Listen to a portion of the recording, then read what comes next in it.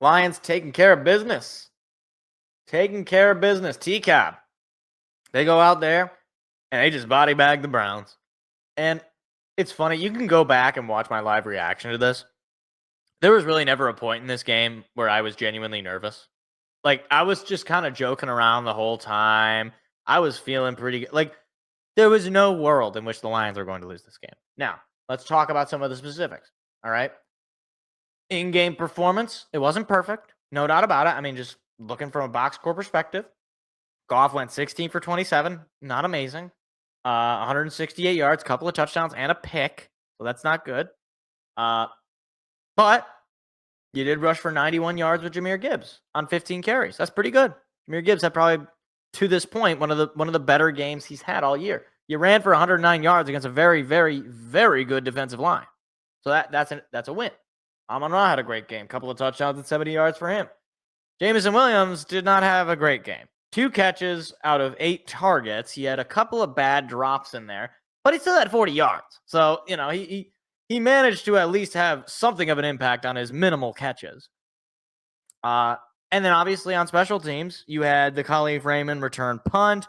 And as far as, you also had a amazing kick from Jake Bates. Let me see if I can see does it give me the distance? Yeah, it was the 58-yarder he just manages to get. That was incredible. It was an all-around great win. And the defense, oh my goodness, the defense. Can I just say, and I'll get to Aiden Hutchinson later, Jack Campbell, if this guy's not a Pro Bowler by the end of this year, I don't know who is. All this guy does is go out there and tackle people. 11 total tackles led the team. 7 of them for solos. 1 of them was for a loss. All this guy does is tackle people. He is so much better than I think people give him credit for. All he does is grind. All he does is stuff the run. All he does is make plays. He is so good. And I love Jack Campbell. And I will not let people forget about him when we talk about how good this defense has been. Derek Barnes has also been very good. It's funny because, Jack Campbell right now is kind of playing the role that Alex Anzalone had played the last couple of years, which obviously makes sense. I think they drafted him in part to kind of take over for Anzalone as he was in the twilight of his career. And he has taken over and run with it, basically. The other guy, obviously, you got to talk about, as I mentioned earlier, Aiden Hutchinson had, to this point, his best game of the year. And you knew that he was going to feast on Joe Flacco and that offensive line. 4 total tackles, 3 of them solo, 2 sacks, and a strip sack included in that. 4 QB hits. He was amazing. He was electric. He was great. He is one of the elite edge rushers in the league. So he's playing like one. And that is just so good to see. I will say this.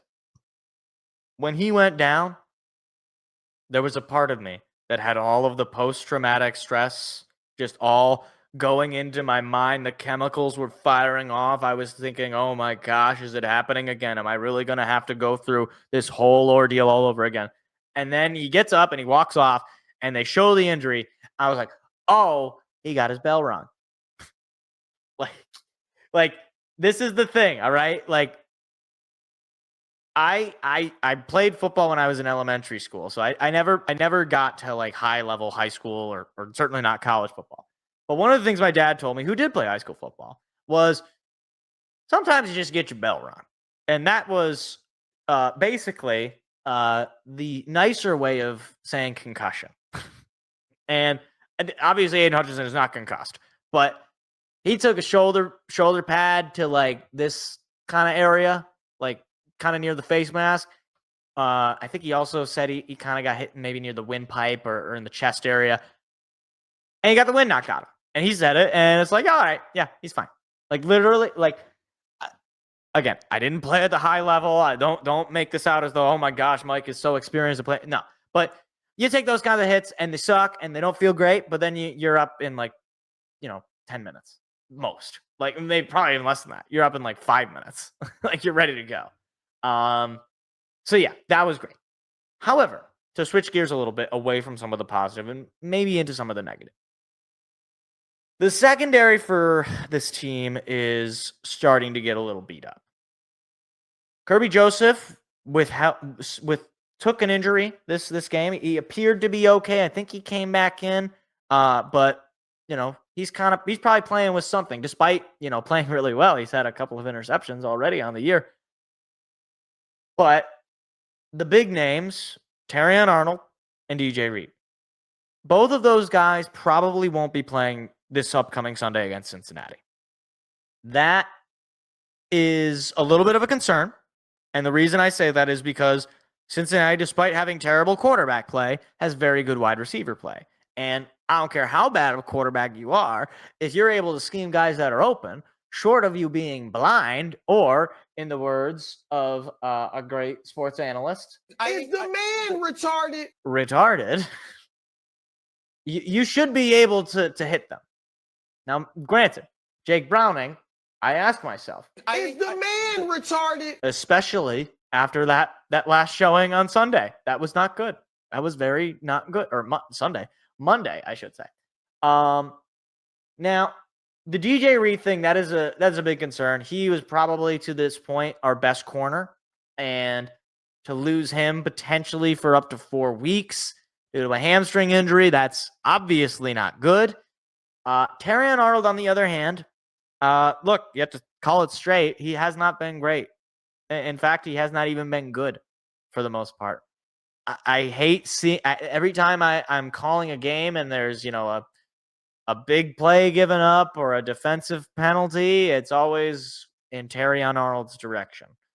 I mean, not always, literally always, but look, he had to deal with a baptism by fire last year. I'm not going to hold last year against him. And he's playing a really hard role. Playing man-to-man coverage in the NFL is not easy. But that's what the money's for, right? That's why we pay you the big bucks. That's why we drafted you in the first round. And it's unfortunate that he's dealing with injury right now because I think, from all intents and purposes, it seemed like he had a great camp. I had higher expectations for him coming into this year. Unfortunately, so far, not great, not good. Maybe this can kind of wake him up. At the very least, if there is any solace, you're going to see more play from Amik Robertson, who I absolutely love. I think he's a complete dog, and I really want him to be more involved in our defense. And if it means that Terrion Arnold has to play less, and obviously already he's going to be playing less because of this injury, I don't really care. And I think I trust Calvin Shepard, and more importantly, I trust Dan Campbell to be able to put the best players in and put them in the best spot to be able to win games. So I'm not in hyper paranoid level because obviously 2 injuries to your secondary, that neither of which are season ending, are totally fine, right? You're not going to completely lose out on the season that way. Believe me, I've dealt with a lot more defensive injuries than 2 in the secondary. You're probably going to be fine. But let's keep it at that. And let's get healthy. And then when you're back healthy, Terrion, and when you're back healthy, DJ, let's get back to work. And I can finally say this and actually mean it. We're on to Cincinnati.